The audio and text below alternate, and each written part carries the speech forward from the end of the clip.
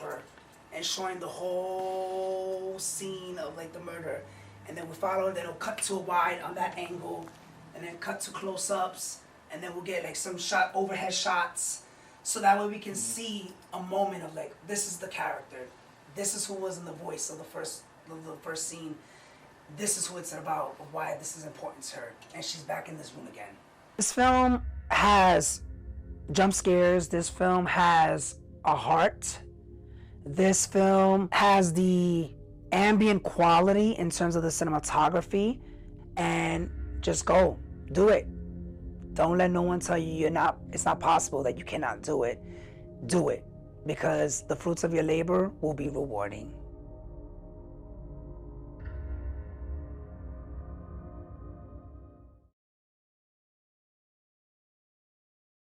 I always wanted to make my first ever short film.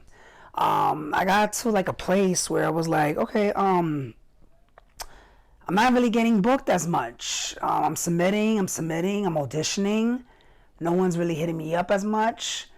And then I started to get advice from a lot of different people, even people who are creators, like other actors and young actors who started making their own films around my age. And they were like, just make your own story. And the inspiration was coming from, mostly, I was always into like paranormal stuff. I started to get into more of the paranormal, because before that, I was more into comedy. I never really watched supernatural stuff.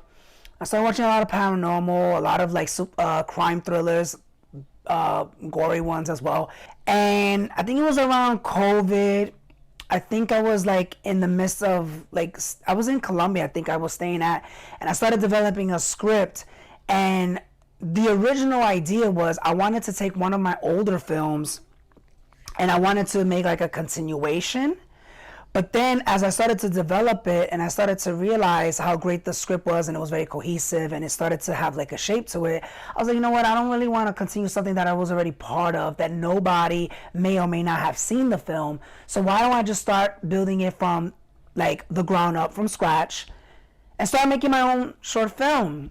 And then I said, you know what, for my first ever directorial debut, why don't I just make my own film, a supernatural crime thriller? It was originally titled Check Out to the Key, and then it went and it started to change into Room 702. And I mean, like, I think it went like a couple of revisions, maybe 2 to 3. And then after like the third one, it just had a shape, and I was like, oh, this is a solid script. I think it was ready to go. Okay, so let me clarify. When we was, well, not we, it started with me. When I was conceptualizing the script, originally I already had the concept, but I didn't know how to like add in more elements, so I needed another fresh eyes. And I hit up this screenwriter, I went on like Facebook or something, and there was this screenwriter, a young guy, his name was Ben Kerr. And I was like, hey Ben, I got this concept, obviously I had to pay him to like make the screenwriting and stuff like that. So if anybody wants to write scripts and you want to work with somebody, pay your screenwriters very fairly, because they are working as well. So we all need to eat. And I told Ben Kerr, I was like, hey Ben, I have this idea. I was thinking of making a sequel to this. I don't know where we could come up with. We was working on other stuff too in the beginning. He worked on like a series for me, and then I was like, I like this idea, but I want to do it into more of a more short form. And he was like, okay, here, let's do this. Let's see what you got, and like we could sequel it out and see what you think. So originally, he came up with the idea with Room 702, and in the original concept, there was a janitor, there was a warden. He had a bigger part. And then Jamie's part was more smaller in the original script. So in the original script, I'll probably show it in the post. But the warden had more scenes in the film, and Jamie's part was small. And then I was like, you know what? I feel like Jamie's part could be a little bit more broadened out to like him to be the I think the right word is catalyst of helping Lewis to remember the trauma of trying to stop the Pale Rider from killing again. and like scratch the warden, but we'll make the warden into a more smaller, condensed role. But that's the only thing I can remember. I want to complete this just once before we let out of this place. You haven't completed it in the whole 10 years that we've been here, Lou. I don't think you can. Ever. Working with Jerry Guirachocha was easy going. I'm telling you, if you ever need a cinematographer who is relaxed at what he does, not stressed out, speak with professionalism, very calm, a team player, you guys got to work with Jerry Guirachocha. That was another thing. I was very, very scared, and I didn't know if I was going to ever find somebody to like film, because again, I only do music videos. I work with people who done music videos, and doing a film is different, and I wanted my first film to be right. All I kept saying was the lighting. Tell me what's happening here. Setting up our overhead light. The sound, and the actors gotta be on point. Without all those three, the film's just throw it out. Throw it out. And let me tell you, Jerry was at ease. He wasn't stressed out. He wasn't obnoxious. He was willing to work at your pace on what you wanted, and he was very calm, and I like that. Because I can be very intense, and I can be very... And sometimes I have to catch myself where I don't have to be so like that. I'm learning, because back then, in my teenage years, when I used to do videos, I used to be so intense, and sometimes you gotta relax. Sometimes you gotta just calm down and enjoy the process, and everything's gonna work out.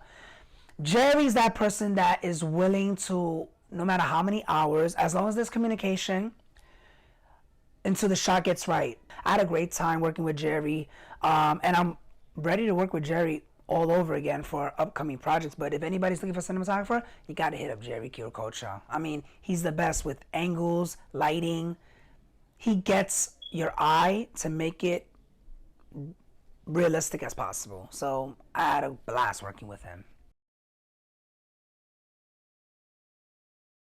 I found this hotel called the Nesva Hotel, thanks to Peer Space. Nesva Hotel was renting out their hotel for a few days, and they were willing to work with me for the amount of money that I had to pay the Nesva Hotel to stay there for 3 to 4 days. And it had the aesthetic on what I needed at the Nesva Hotel. It was gloomy. I wanted the look to be very ambient. Nothing bright white lights, just ambience, gloomy, old school, like kind of like 70s vibe, very like sepia tone, but not quite. But a lot of warm tone colors, and the Nesva Hotel had a lot of that, especially in the rooms and in the hallways of the hotel. We also filmed in Brooklyn. I think it was like a school. It was like a center for the interrogation scene. They do like centers, meetings, whatever. And then we filmed in I think Georgetta's house. We filmed in her house for some of the scenes, like for the bedroom scenes. We filmed in Queens. We filmed in Brooklyn, and I think that was it. Most of the scenes were all in Queens and Brooklyn. So shout out to everybody who is a resident at Queens and Brooklyn. So thank you for helping us to use your locations. So there's like 3 main characters. There's Detective Cheryl Cortez, there's my role, Luis Rosario, and then there's Jamie Fuentes. When it came down to casting, automatically I already knew that I wanted to work with Kenneth Ferrer, also known as Kenny Supreme. We worked on many other projects, which was Stars Dance, the first series, and then we worked on his first ever leading role, and I produced, which was Fucked Up. And then I was like, I want to work with Kenny again, something different. So I was like, Kenny, I got another part. Would you do it? I already have it locked down. So he was the first one that was cast. As the makeup artist, now playing. She's late. She just had to bring this pimple down. It came up yesterday. Oh, that damn pimple, honey. Sweetie. For Jamie Fuentes. And then obviously, I wanted to direct, so I didn't want to have such a big role because I was already directing, and that's a big role as it is. So I wanted someone to be playing opposite of me, who was kind of like the leading, even though we were supporting leads, and that is Detective Sheriff Cortez. Originally, I had a couple of ideas of how I wanted Detective Sheriff Cortez in terms of ethnicity. My first idea was I wanted her to be Latina. I had a look. I wanted her to have like brown hair or black hair, something like a reference of Lana Parrilla in Once Upon a Time. That's what I was going to originally go for. But then I've worked with Georgetta Buggs, and I already had told her, I was like, hey, you know, I want to work with you, and I have a role for you. Because I've seen a lot of your reels, and you play a lot of serious roles, and this role is going to require a lot of intensity. And I told her, I was like, you know, I want you to play the leading character in my film. And she was like, say less, I'm down for it. Like, let's go. But unfortunately, during the midst of us about to plan and about to film, she ended up getting another job that kind of like conflicted with the project. And at the time, I was like, girl, like, you know, we got this project. Like, when you was going to tell me that you was going to do this film. And she was like, I'm sorry. It was just the scheduling. It conflicted. I'm so sorry. Like, can we push it back? And at that time, I couldn't push it back because everything was already set. So we negotiated. And I said, you know, if that's going to be the case, I cannot put you as the lead because you're going to miss a couple of days. And I need you in these scenes. But I still want you.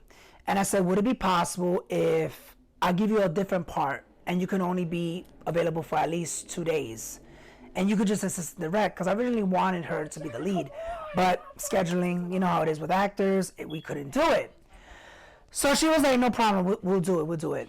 And then I had to go and search for a leading character for this Detective Sheriff Cortez. So everybody submitted for every other role, like Mr. Winston. The only 2 roles, Officer Daniels. And then I also had some friends that I worked in the past that I put on this one. But Detective Sheriff Cortez, I couldn't find one. Nobody wanted to submit for Detective Sheriff Cortez, and nobody wanted to submit for the Pill Rider. It didn't get down to the nitty gritty, and then one amazing actress, amazing. I mean, I consider her my version of Whoopi Goldberg because she is very spot on, serious, quick with it. Like, she has this demeanor, but she's also a heart of gold and willing to work with actors and very professional at best. Donna Glaesener, she submitted. I looked at her audition. The minute I looked at her audition, boom, I said, that's her. I hit up Georgetta, and I was like, I gotta hit up Georgetta because she was my assistant producer and director. And I was like, Jetta, what do you think of this? And she looked at the tape, and the first word, she was like, come on back, Black Excellence, let's go. Book her. She's good. She'll play the part. I see it. And she was like, you know what? Even though I wasn't able to play the part, maybe some things were not meant for me, and it's okay. It was meant for somebody else. And we ended up booking her, and working with her was amazing. Like, she was willing to work all those hours. Better than last Sunday, right?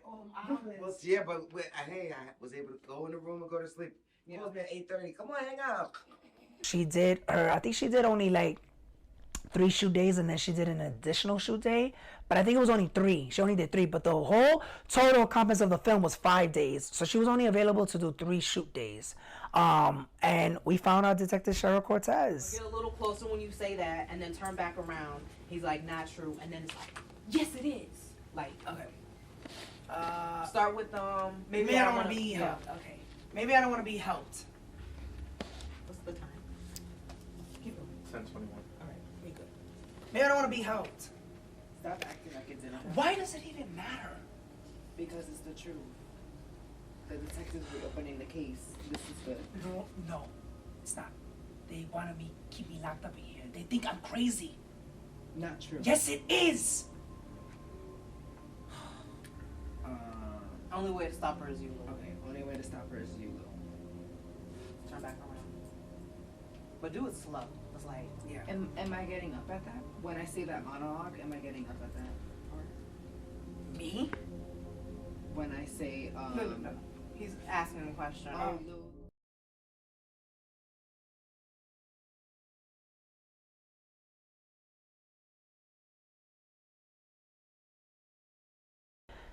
I wouldn't say it was difficult to make the film because I have to thank the team. Like, I gotta say that first.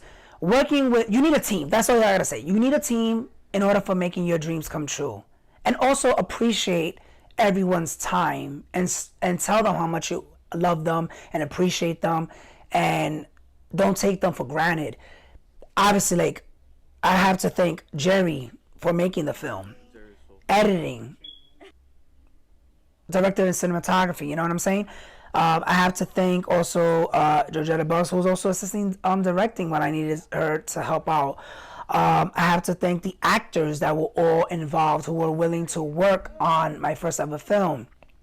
Behind the scenes and also making the film, which is Artekai Productions, production assistant, holding the boom mic, holding the lighting, catering, even though I provided catering, but there's people helping out. Phoenix Rosario, Virgo Beauty. There was so many people that contributed, helping out to make the film, that I couldn't do it by myself. You need a team of people, you need to build relationships, and you need to show how much you care about them, that you don't take them for granted. So it was not difficult in that part, but obviously the financial part, it burned a lot of my pockets. But the rewards were all rewarding at the end of the day. You know, we won awards. Donna Glaesener won Best Actress in 2 different award ceremonies. I won Best First Time Filmmaker. And I mean, that alone shows dedication. But it did burn a lot of hole in my pockets. But I wouldn't take it for granted. I would never go back and say I would have done it differently, because I have a whole short film that I directed that was a success.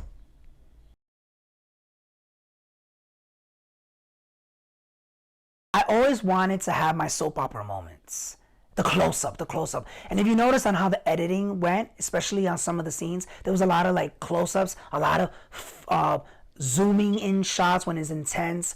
I was very specific on those shots. I was very inspired by a lot of soap operas with the intense scene. Hold the scene.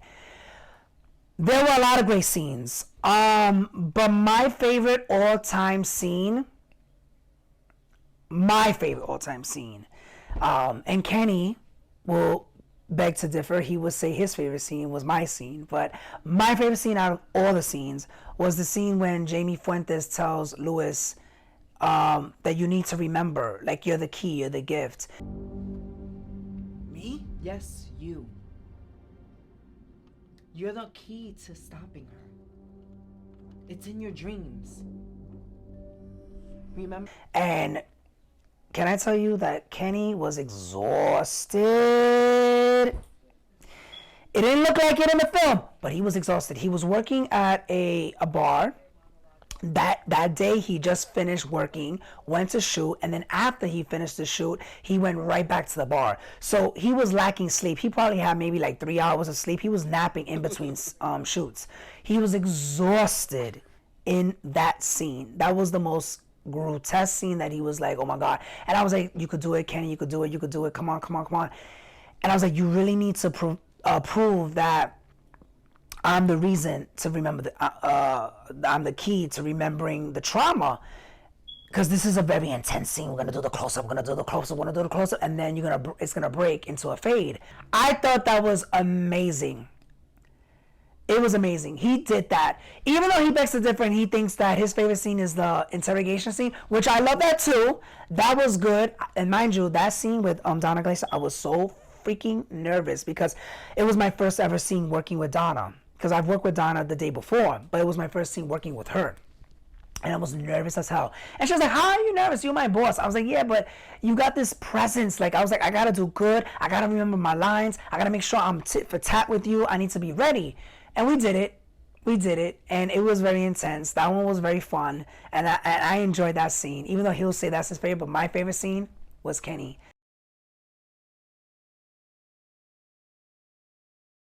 This film has jump scares. This film has a heart.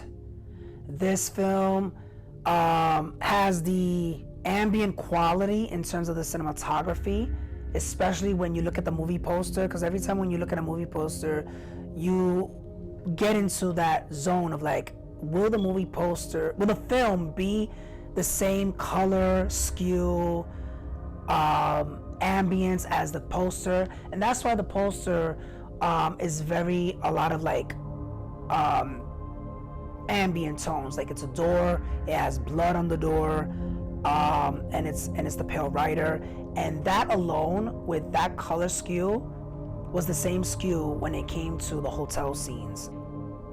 Be inspired, because everything comes from inspiration. Everything comes from being inspired. The inspiration comes first, and then from there you get motivated to do it. Without being inspired, you can't be motivated. So I would say that's the first thing that needs to come before you start creating a project.